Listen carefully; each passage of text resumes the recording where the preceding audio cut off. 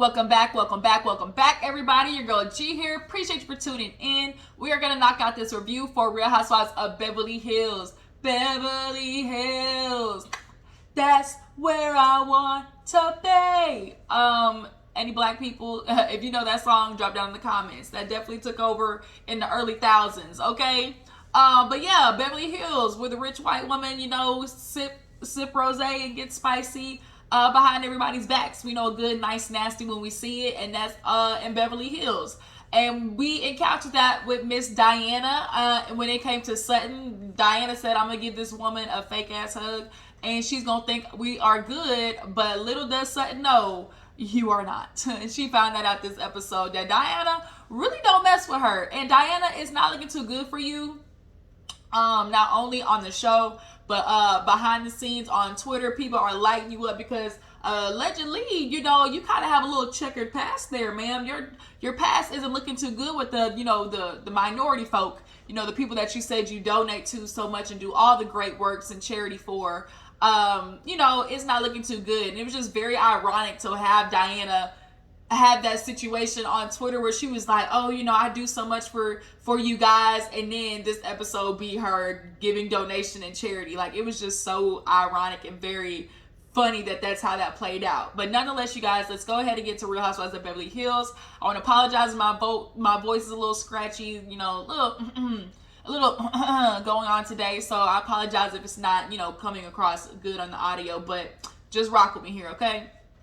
So Beverly Hills, we open up the episode with everybody at Sutton's little housewarming. We know that she is hosting all the ladies. They're all holding her furs over their shoulders. That's some real rich people stuff when you got everybody wearing a fur coat at your table. Everybody's cold. Okay, not go get a blanket, not go turn the heater on, not go, let's light the fireplace. Would you go grab some furs and, get them for these ladies so they're not cold? That's rich people shit. Just rich people shit. I want to live that way, okay?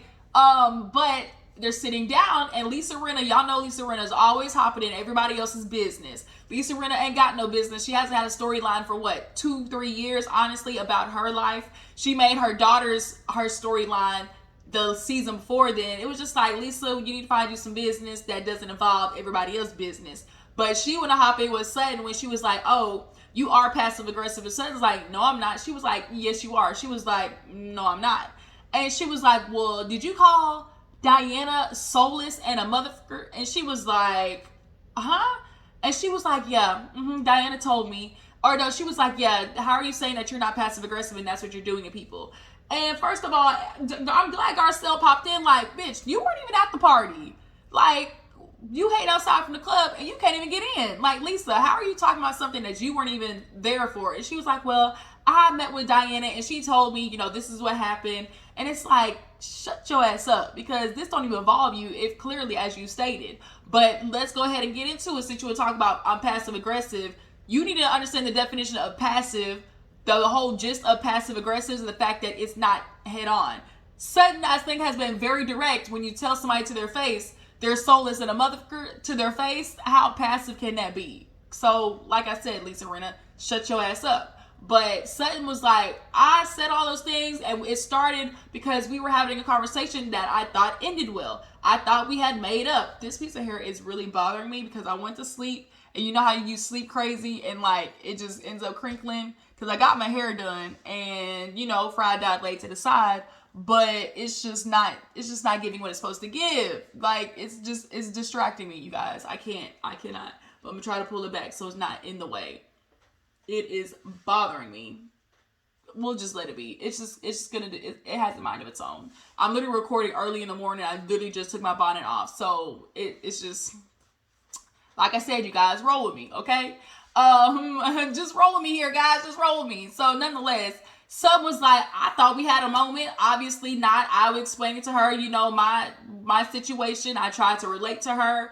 And we had a hug. I thought everything was good. So I guess she had a different experience. And Lisa's like, yeah, she had a different experience.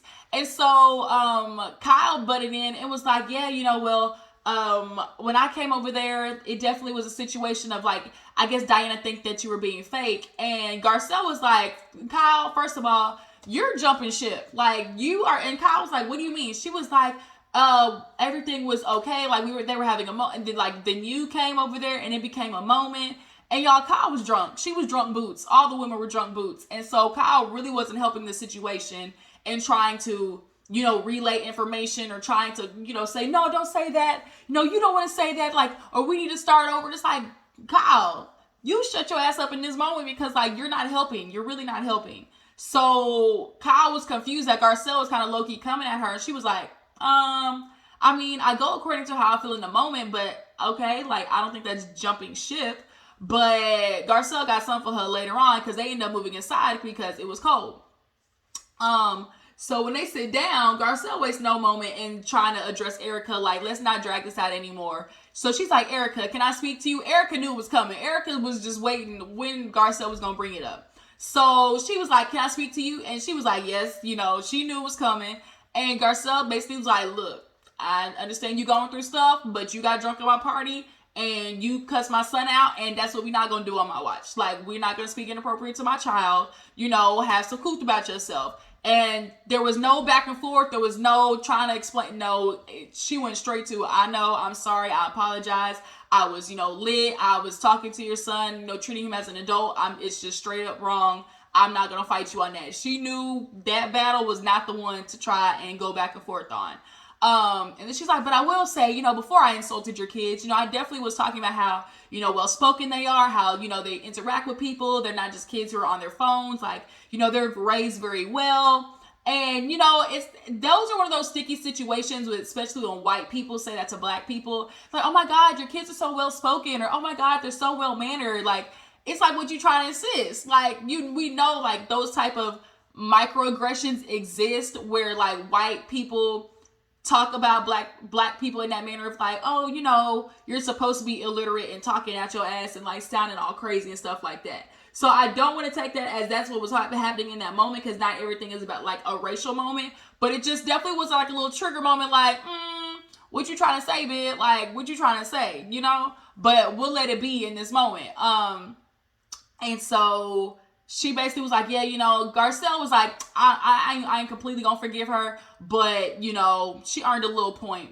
That's what it was as well. Garcelle brought up to her, like, girl, in Mexico, you damn near fell off the boat. We was about to have to save you. And then, you know, at the party, you know, you going ham. You know, you trying to hook up with my son, having threesomes, cussing one of them out. Like, there needs to be a balance between the meds and the liquor. And Kyle was like, well, wait a minute. I've known Erika a long time, and she's never let her hair down like this. Like, she's finally being vulnerable. Like, this is only like 2 times that we've ever seen her like that. And once again, Garcelle was like, am I speaking to you? See, this is what I mean by jumping ship. Like, wasn't nobody asking you, shut your ass up and stay on the sideline. And Kyle was like, Shireen was definitely playing good backup and assisting. It was basically like, look, Kyle, this is one of those moments where, you know, Garcelle just needs you to stay neutral because this is between, you know, them two. And Kyle and Lisa Rinna are good for hopping on a bandwagon or hopping in a moment that does not involve them because they need a scene, point blank period. And Kyle, people are catching on to you. Because I was looking at the Twitter comments, they catching on to you, bitch. So you might want to find a new thing. So people, they catching on. That's all I'm saying. So yeah, Garcelle basically put her on hush mode, and Kyle set her ass back like she was supposed to. And of course, Erika put on, I got new meds. Like, there were new meds. You know, they make me drowsy. You know, and it's like, okay, if you know that, then why are you mixing them with alcohol? Like, if you know that, why are you mixing them with alcohol? Garcelle's like, I ain't trying to count her drinks or nothing. But she said she was only going to have 1. And right now, the bitch is on 3. And like, if you're an observant person, you will subconsciously notice like how much a person is drinking, or you will pay attention a little bit more if a person says, like, if a person told you, you know, I ain't drinking that much tonight, but you see them lit on the couch, like, you're gonna be like, you're low-key counting how many drinks in your mind. Like, I thought you said you was gonna have 1, like, you know. So Erika, you might want to find a balance, like Garcelle said, because you are on a slippery slope. But nonetheless, Sheree was like, yeah, you want to have a threesome with Oliver? She was like, bitch, me too. And it kind of lightened the moment. They both were laughing, and Garcelle was like, I can't bring my son around neither of you. But he's like, you know, a handsome dude or whatever. You know, it just is what it is. Erika won her husband at BBC, as you know, the white women like to call it. They're infatuated with black men. But let me tell you, you might want to go in there, fair warning, read the Yelp reviews. Shout out to Erika De Niro. Read the Yelp reviews on these dicks. But the BBC is not where it's at, okay? It is not where you want to permanently build your foundation. Yikes. Moving on, you guys. So we ended up having a scene where it was a holidays, some like Jewish holiday. Was it Kwanzaa? Is that Kwanzaa? Is that the Jewish holiday? The kids came over. Dorit, everybody went over to Kyle's. Mauricio's fine stuff was there. They had a little, you know, light the candle moments. Kyle, I guess, converted for Mauricio. How do you guys feel about converting religions? Would you convert religions for a mate or to somebody that you're willing to be with? Is converting a religion something that, you know, is something you'd be willing to do?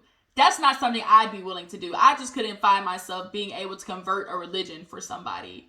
Because then what if we break up? Like, do I just stop being that? Like, do I just decide, you know, I want to unconvert? Like, is there an unconvert ceremony? Like, how does that work?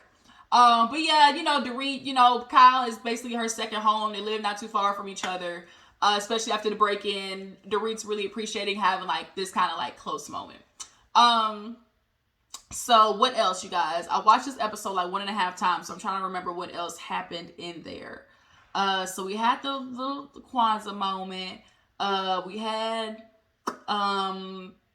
Diana. So Diana, she likes having a full house. She's Bosnian. You know, they don't really have a lot of emotional connection. Her dad, he was an orphan. So he told her, like, a lot of times he was lonely. And so he appreciated having, you know, family around and stuff like that. And so she has her son there, but the son has the girlfriend living with them. I said, what the hell? I was like, I feel some type, like, I feel so weird when, like, sons or daughters, like, have their boyfriends or girlfriends, like, in the house with their parents, because it's just kind of like, ain't that weird? Now, look, Diana's house is big enough for them literally to have their own wing, so that's different. But, like, if you live in a house and your room is literally down the hall from your parents' room, like, I don't think I could do that. Like, where's the privacy? Where is the privacy in all of this? I just couldn't do it. But they have a nice ass big ass house. You know, Diana, she's a multi-millionaire, so it is what it is. And she just kind of talks about her son, you know, glad he's there.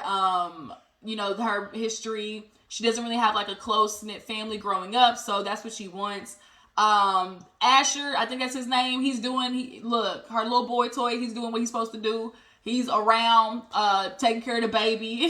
He's basically, I'm going to keep my eye on this check, all right? I'm going to keep my eye on the prize. Diana, he ain't going nowhere at this point. That's why he wanted the baby. He ain't going nowhere. He trying to get another one out of her, but is she going to do it after having a miscarriage? Who knows? But I did like seeing, let's start with what I didn't like. I didn't like the boyfriend being like, oh yeah, you know, do that for me or something like that while you up.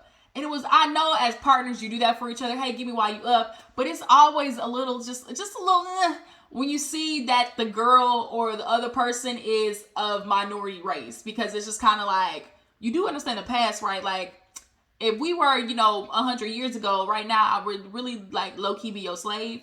And so you tell, like, oh, like, do this, or, like, why? Like, it just kind of like, it kind of gives you a little cringe moment when you see stuff like that. But overall, I did like seeing Diana, when the girlfriend was rubbing her son's foot and she was like, no. And she put the girl's foot on her son. She's like, it needs to be this way. And I was like, yeah, it was good. It was a good little moment to see that she's not one of those moms who like teaches her son not to be like a reciprocator. So Erika, she ends up going over to Diana's house, I guess while she's giving up for charity. Erika low-key might be the charity, but Diana has all of this excess stuff that she's donating, all of it rich. You know, it was a good $1 to $2 million down there in that basement. First of all, that house is gorgeous. I love that house. But Erika comes and she's in her confessional basically talking about, you know, I don't miss these things. You know, of course, I used to have all the things, but then you realize materialistic is not where it's supposed to be. Like, all your value shouldn't be in name brands. And it's like, oh, that's not what you were saying a couple of years ago. A couple of years ago, it had to be Versace, Gucci, and Valentino. Now, all of a sudden, it's, enjoy the little things in life. It doesn't bother me. No, I'm not jealous. No. Just like, girl, you was just flying private jet. Now you flying Spirit. That's gotta hurt, which is why you mixing this alcohol and these meds together. I know that's gotta hurt. I did like her confessional look, Erika's. She could have missed me with the ponytail though. The ponytail was just like overboard. But I did like the purple and like the under like diamond brassiere. So Erika, she's going through all this. Oh my God, this is nice. Can I? Ooh, yeah. She was just like, she was reminiscing. You could tell. She was like, oh my God. And then her confessional, she was like, oh, I'm not broke. If there's a difference between being broke and broke. And she's like, I ain't broke. Like, I ain't broke. I'm just broke in comparison to what I used to have. But she talks to Diana basically about Sutton, how they have a checkered past, and she hasn't forgotten, but it is what it is at this moment. Erika's not gonna start no shit with Sutton because Sutton's gonna start asking questions again, and these are questions that Erika does not have answers to. Erika wants to be like, oh, when I was going through all my stuff last year, who really, led the charge was Sutton. Sutton just took the fall. Everybody was doing the same thing, but Sutton was who took the fall because she was the most vocal. But she was like, yeah, Sutton definitely has her ways. And Diana was like, yeah, I just didn't appreciate how she was coming for me at the party, talking about, oh, you were on bed rest. And it was just kind of like, well, Diana, I mean, you did say a text message that you were supposed to be at home. So whose fault is that? But she was like, I definitely want you to give her, just try to make it okay. Like, just try to make up, because I did tell her at this luncheon, give Diana a second chance. So is Diana really going to do it? I think Diana has in her mind that she's just not going to fuck with Sutton. That's just what it is. She does not like her, and that's okay. Just say, you know what? I've been around, and I don't like you, and I don't want to hang out. Like, what's happened to it being that simple? But then again, it's Housewives. You got to be fake. You got to be fake in some type of way, or be able to, put a facade on or face on in certain moments. So we see Kyle, Garcelle, and Cherie meet up basically to talk about the party. And Cherie, I'm liking Cherie being the addition. What do you guys think? Drop down in the comments. How do you guys feel about Cherie? Coming on clearly as a friend. She could potentially become a housewife at some point, but I'm liking it. I'm liking what I'm seeing with Cherie for sure. We need that person that's going to be like in the middle ground and not be fake about it. Like, actually saying, I see both point of views. This is how that makes sense. This is how that makes sense. Not somebody who's riding the fence. There's a difference between being objective and neutral and somebody who rides the fence, right? Okay, we don't want that. We don't want any people who like to play middle grounds. Like Cynthia. Cynthia, like Cynthia, we don't like Cynthias. We don't like people who ride the fence like that. But nonetheless, Garcelle got right to the point. Look, Kyle, well, if I'm having an issue with Erika, I need the issue to be with me and Erika. You jumping in saying, oh, she ain't never been like this before. Like, that's understandable. Girl, let your hair down. But don't cuss my child out at the same time. Don't be trying to put my child at the goddamn party. She was already trying to hop on and do a full split with Oliver. And it's like, girl, you don't see everybody in this room?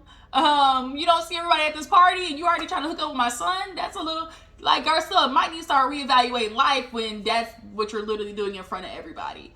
But Kyle is so focused on Erika's never been like this before.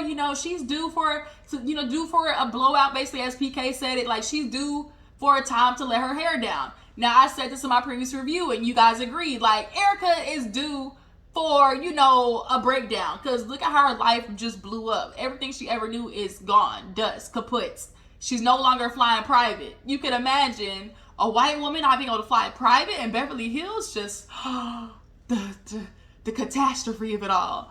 So I'm not mad at Erika having her moment. Give you a nice good couple of months, get the shit out your system, be sad, boo-hoo-hoo, but then we're gonna have to reel it back. And I think that's what Garcelle was talking about. She was basically telling Kyle, like, you don't think that could be a slippery slope? Like mixing meds, the alcohol, could that lead to alcoholism? That's a little strong of a thing. Like Kyle said, that's a little strong to jump to alcoholism, but it's definitely misuse. Like, it literally says on the back of the bottle on most medications, do not mix with alcohol. Especially like the depression meds, the anxiety medication that these rich white women be taking. That shit is strong.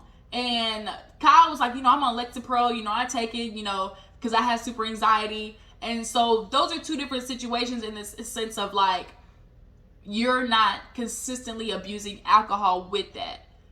Erika has been definitely, you know, mixing the concoctions, giving real desperate housewives, you know, martini mix. That's what it's giving. So at this point, Garcelle's just trying to keep an eye on her. Like, if we see her doing this in front of us, shouldn't we be friends enough to be like, hey, like, let's catch it before it gets worse? I feel like that's valid. And so Sheree basically kind of was like, look, Kyle, two truths can exist at one time. Yes, Erika's can have fun and, you know, let her hair down and be vulnerable and more, you know, not as stoic as she used to be, because Erika used to definitely be like stern, ice cold. That was literally her tagline. But also in a sense of like following Garcelle, where it's like, you make sure you check it. Like, you can be tipsy at the party, but when you face planting, like, then we gotta have a talk, Miss Ma'am. So we see a scene. Kyle, rich people shit. I brought snow to California. It makes sense. Like, to me, I feel like December, we know it's gonna be cold, but living in LA where it damn near never snows or rains, like, it's rich people stuff. I'm gonna bring the snow to me. So she literally had her whole front yard like dusted with ice because she was doing like a little charity event or whatever. And so somebody calls her to let her know that Sutton and Diana are gonna have a talk. And so Kyle's like, oh shit, we gonna see how this goes. We gonna see how this goes. So did I miss anything else before the final scene? Garcelle, Kyle, Sheree, Erika with Diana. I think that was it. Yep, I think that was it. So we get to the end of the episode, and Diana and Sutton had to sit down. It obviously went nowhere. So, first of all, Diana, I don't know what she had on. Like, I don't know what, it could have been cute, because it was a simple outfit. I'm not ever mad at a simple outfit. It was just that her hair wasn't fitting in the hat. Like, it was a little lopsided. I don't know what she had on. Sutton, her polo ting ting. When she was walking into the damn restaurant and they did like the backside, I said, damn, Sutton ain't got no ears. Sutton has no ass by any means. It's just so unfortunate. Like, some of you white people in general, like, the way they are flat backed, that's the only way I can think about it. The way they are flat backed or literally like shaped like the letter P when it comes to like Wendy, for instance. Like, Wendy's one of the few black women who, you know, unfortunately don't got no fat in the back. But when it comes to white people, the way they just like have no ass just baffles me sometimes. But she walks in, she sits down with Diana, of course, they give the fake ass hug. And Sutton's like, okay, where do we start? Like, and so she's like, can we start with you calling me clumsy? Diana's like, well, honestly, I've changed my mind. I'm starting to realize, like, you're not clumsy with your words. No, you really mean what you say. And it was like, so you could tell Sutton was like, is that an insult? Or, like, was this bitch trying to insult me? And so she was like, well, you know, I've been around you, Sutton, for a long time, and it just seems like, you know, you get into it with everybody at the party. I didn't like feel like you were being genuine about your your situation. It was like, oh, I have one miscarriage, I raised you too. And Sutton was like, that's not what I was doing. Diana has definitely been on it with trying to accuse Sutton of like every time she's trying to, you know, relate to her. Like when her brother passed, she was like, I understand because my dad passed. Like the miscarriage situation. It's just kind of like Diana's not trying to receive it for what it is. And you just have to understand as an adult, when you get older, you start to understand when somebody's insistent on you being the villain in their story, there's no point of even trying to change it. Sutton's just like looking at her like, okay, I'm trying to make up with you. Sutton was speaking very communicative to me. Like, I really feel like she was. And then she got to the point was like, well, you was sitting there want to call me fake and ungenuine. I thought we was good. I think the liquor was telling Sutton that she was good when she had that hug. I think the martinis was like, girl, you just made up. Like, you know, we're now about to be, you know, F is for friends who do stuff together. You know, I think that's what the alcohol was telling Sutton. But Diana said, bitch, lies you tell. Lies, fairy tales, and fallacies. Get your head out the cloud, and I'm gonna let you know that I don't like you. Essentially, I feel like you're fake and phony. And Sutton was not here for it. Sutton basically told Diana, what do you want from me? Like, where do we go from here? And Diana's looking at her like, well, where do we go from here? And she was like, well, I thought we were having a good, I thought we made up. I don't tell people that. Like, that's not something you throw out trying to be fake. She's like, I've spoken about miscarriage all around the world. She's like, oh, so you're the spokesperson now? She was like, well, now I am. Like, Diana, I know you think you're gonna boss up on Sutton, but Sutton ain't no punk. If we learn anything, Sutton is not no punk by any means. So she was like, well, Diana then was like, no, because Sutton was like, well, where do we go from here? And she was like, do you want to, like, get to know me? Like, and so she was like, who was Sutton? She was like, well, Sutton can be a hothead. Sutton can, be full of anxiety or clumsy or something like that. She's a loyal friend. And Diana said, so you say. And Sutton was like, that I know. And she was like, so you say. That I know. So you say. And at that point, Sutton realized, like, I ain't getting nowhere with this bitch. You know what?